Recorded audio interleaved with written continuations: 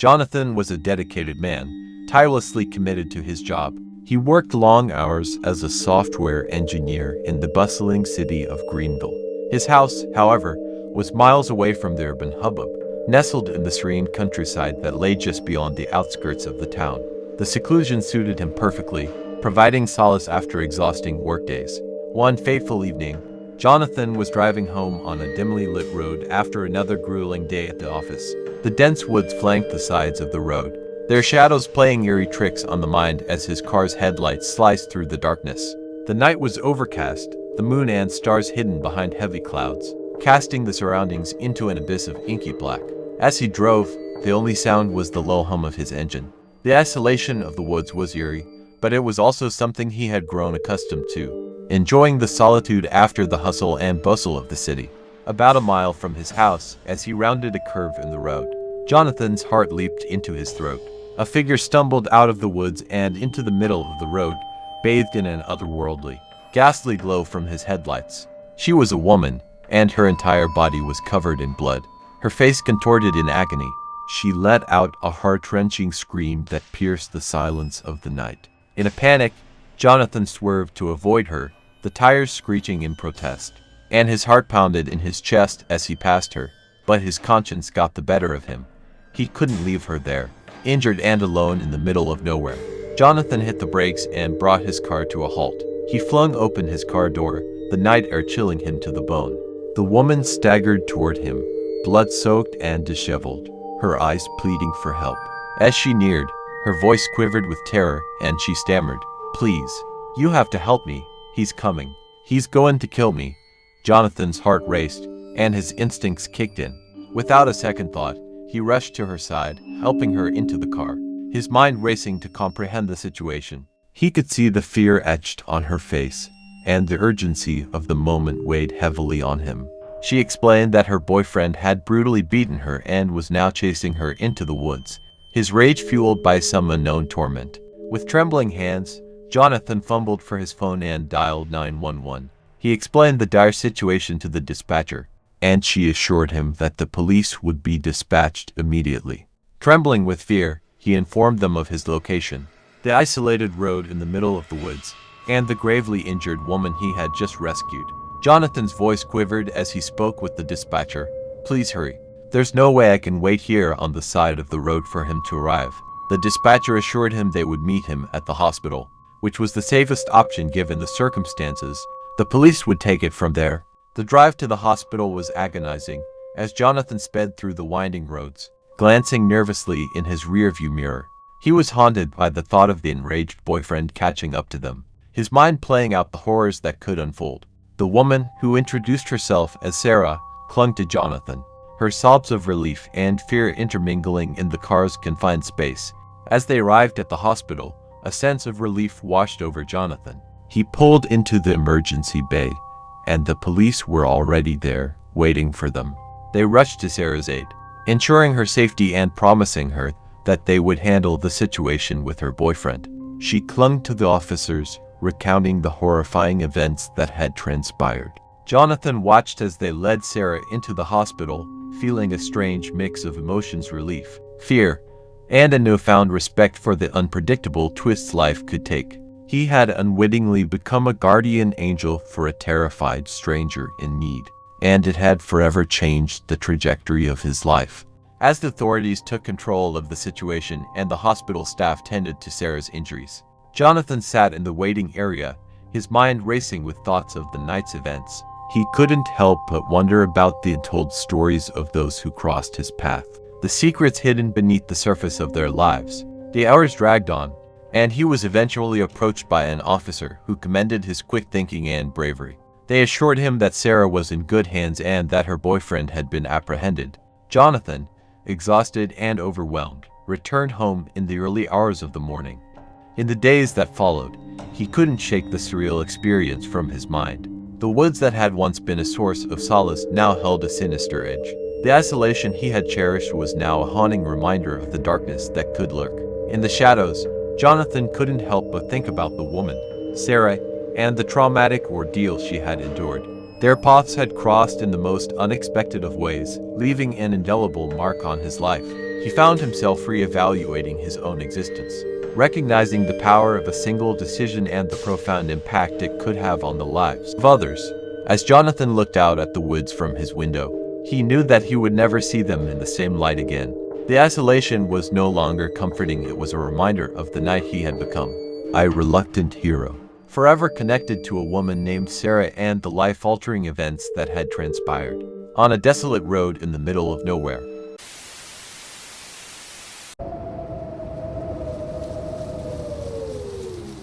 In the sleepy town of Oak Ridge, nestled deep in the sprawling forests of the Pacific Northwest, life seemed as serene as the slow-flowing river running through the heart of the village.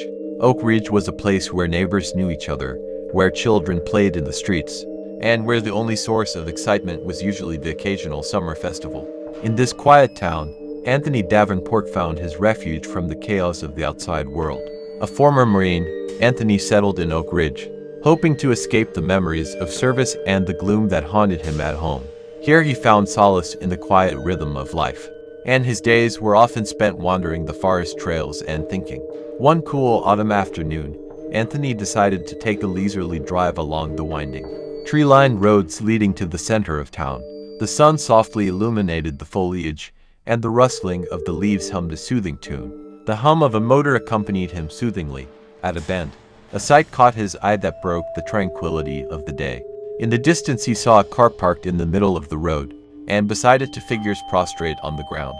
Anthony's gut clenched with alarm, a feeling he had learned to trust during his time in the Marines. Slowing down, Anthony squinted to get a better look at the car. The two figures on the ground hadn't moved, and the whole thing looked suspiciously odd. Instinct and training told him something was wrong, but his mind was spinning with a decision: stop to help or drive on by. He decided to go around this car and glanced in the rearview mirror to reassess the situation. What he saw sent shivers down his spine. The two men on the ground suddenly jumped to their feet, their movements quick and coordinated. Rising up, Anthony saw several more figures emerge from the thick bushes on either side of the road. As many as 10 men, their faces hidden by hoods and masks, were approaching the car. A cold dread settled in Anthony's chest as he realized the gravity of the situation. He had narrowly escaped a trap that appeared to have been set to lure the unsuspecting Good Samaritans into some nefarious purpose. Fear pinched his heart, and he realized his intuition was right. Swallowing hard, Anthony decided not to stop. His instincts and military training told him to drive away from this dangerous situation. He pressed the gas pedal, and the car sped forward. The figures in the rearview mirror grew smaller and smaller as he moved away from the ominous scene, leaving the road behind. As he drove, thoughts raced through his mind. What had he managed to avoid? Who were these people and what were they up to? He couldn't shake the feeling of dread, and the image of a figure emerging from the bushes haunted him. Anthony's heart pounded with the weight of the unknown, with questions that had no answers. When he finally returned home, he couldn't hold the horrific experience inside him. He shared the story with his close friends in Oak Ridge, and they were all equally shocked by the discovery. They began piecing together stories from other locals about suspicious encounters, strange disappearances, and unexplained events that had been happening in the neighborhood for months. It became clear that the trap from which he had narrowly escaped was not an isolated incident. The town of Oak Ridge had been targeted by a group of criminals who used these sinister tactics to lure potential victims, often for the purpose of robbery, and in some cases for much more serious purposes. In the end, Anthony's intuition and quick thinking saved him from a terrible fate.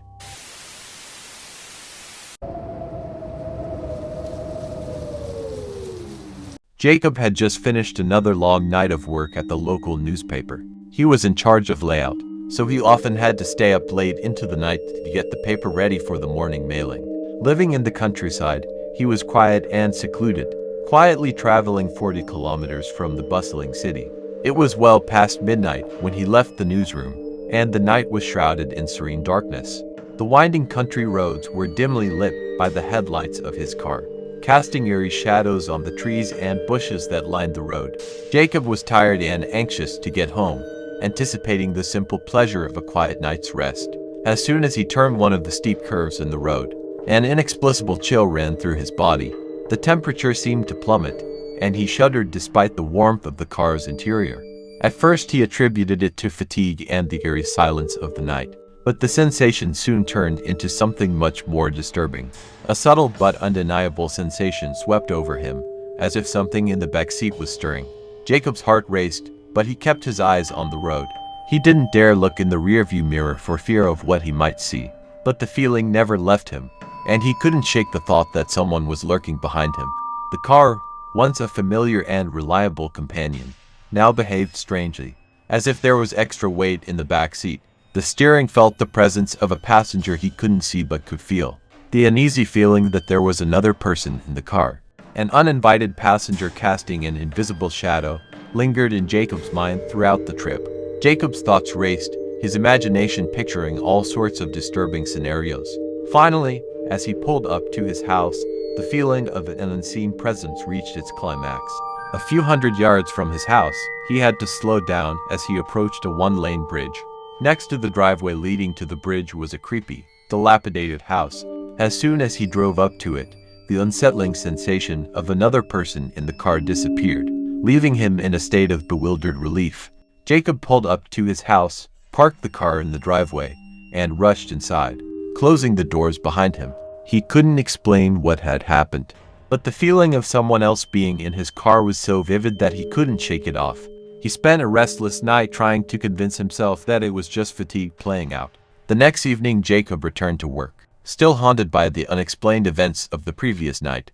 Unable to concentrate on his work, he decided to dig through the newspaper's archives. He knew that old newspapers often published stories about local tragedies and wondered if there was a connection to what had happened to him here. As he looked through the records, his heart skipped a beat when he came across a death notice from a few years earlier. The notice indicated that someone had tragically died on the very corner where he had felt a chilling presence in his car. It was dated the very day of the gruesome encounter. Suddenly it all made sense. The presence he felt could be the lingering spirit of the man who had died in that tragic incident. It was as if that restless soul had longed to go home and, for reasons unknown to Jacob, had chosen him to be his temporary companion that fateful night. Jacob couldn't help but feel mixed emotions: awe, fear, and sympathy for the lost soul. He couldn't explain the inexplicable, but one thing was certain: the road home from work would never be the same for him.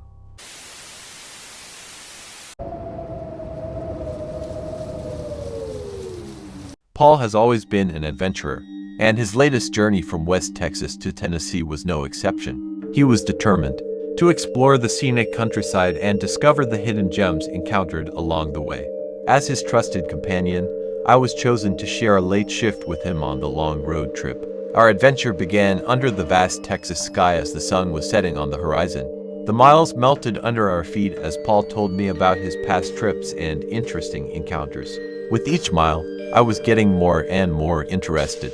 Somewhere around 2 in the morning, we found ourselves on I-30 in Arkansas, on a seemingly endless highway. Tall trees on both sides of the road created a canopy that cast eerie shadows across our path, and their branches grazed the roof of our car. The loneliness of the road at this late hour was surreal, and the only sounds were the hum of the engine and the whisper of the wind in the tree crowns. As we drove deeper into this desolate landscape, fatigue began to creep up on us. The constant hum of the road and the rhythmic flashing of the yellow dividing lines began to put me to sleep. I fought to stay awake, knowing that my co-pilot, Paul, was depending on me. And then out of the corner of my eye I noticed something that sent a shiver down my spine.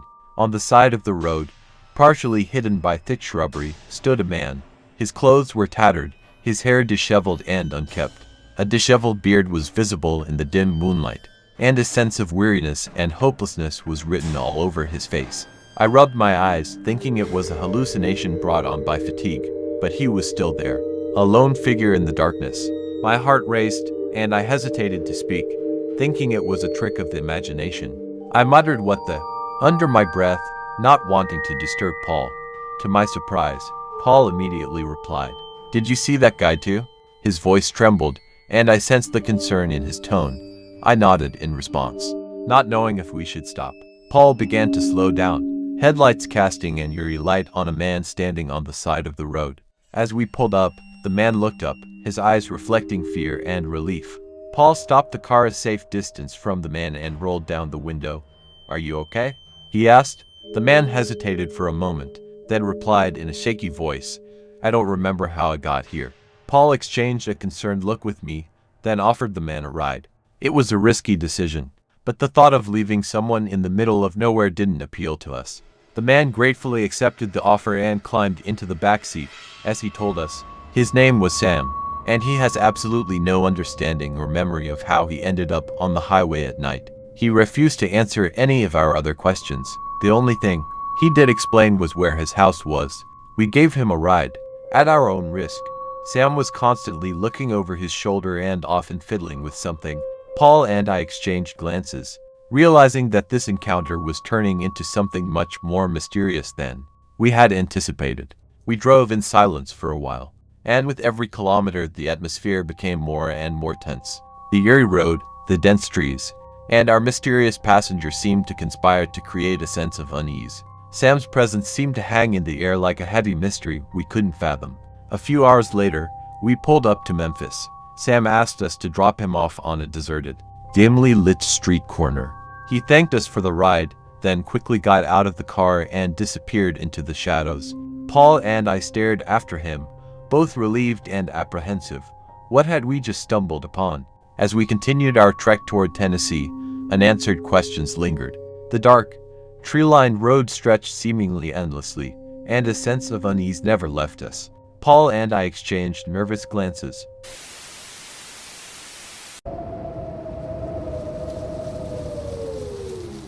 In the small college town of Everbrook, Miguel, a 19-year-old college student, had a sense of adventurism that often led him and his friends to intriguing antics. One chilly evening, they decided to head to the nearest casino, a well-known establishment where dreams were won and lost under neon lights. Miguel and his 5 friends piled into the car, which was already filled to the brim with exuberant souls ready to indulge in a night of excitement and fun. Their excitement could be felt as they drove through the winding roads and distant hills leading to the casino. Despite the alcohol and the casino's charms, they remained sober, determined to ensure their safe return home at the end of the night. The drive to the casino was long, and it took an hour and a half to reach their destination. The night passed in a whirlwind of laughter, card games, and the clinking of coins. The hours flew by as they enjoyed the casino atmosphere, testing their luck and hoping that fortune would smile upon them. As the clock approached midnight, Miguel and his friends decided to call it a night and started heading back to the hostel. Their pockets were light, but their spirits were high, and they loaded into the car and headed back. The return trip, however, took an unexpected turn. After only 10 minutes of driving, they found themselves on a deserted hillside where the road abruptly cut off. Headlights pierced the darkness, shrouding the car in an eerie light. A police car stopped behind them, flashing its red and blue headlights ominously. A stern-looking policeman in an unfamiliar uniform approached the car, casting an unsettling shadow over their group. Miguel rolled down his window, anxiety gnawing at him from the inside out, and he replied, "We're heading back to the dorm, officer. We've been to the casino, and it's time to call it a night." The officer nodded and said, "Next time, consider taking to cars. It will be safer for all of you that way." With those words, the mysterious figure disappeared into a police car, which immediately drove off, leaving Miguel and his friends in perplexed silence. As they continued on their way, climbing the hill where they had been stopped, the hostel appeared in the distance, only 3 minutes away. This was impossible. They should have been in Everbrook for at least an hour. There was a collective silence in the car as they pondered the inexplicable situation. Gradually, understanding came to one of them, then another, and soon encompassed the entire group. A journey that should have taken an hour and a half, they traveled in only 13 minutes. Shocked by the inexplicable event, they parked the car in the dormitory parking lot and took refuge in one of the dorm rooms. There they could gather their thoughts and discuss what had happened in private. Tension hung in the dimly lit room. Each of the friends recounted the strange encounter with the mysterious officer and the surreal journey that followed. It soon became apparent that none of them could remember what the officer looked like. The badge, uniform color, gender, and even the officer's face had vanished from their shared memory. There was no paperwork, no records, nothing to refer to. It was as if they had been stopped by a phantom, an entity that left no trace behind but a deep sense of safety and protection that inexplicably enveloped them. There was an eerie silence in the room, broken only by quiet whispers and nervous glances. What had happened on that lonely slope? How had they ended up at such a great distance in a matter of minutes? And who was the mysterious officer who had stopped them? The questions remained unanswered, and the unknown remained, casting a shadow over the lives of Miguel and his friends for years to come. Something inexplicable happened that night, and it seemed as if someone or something had intervened to keep them safe from unknown danger.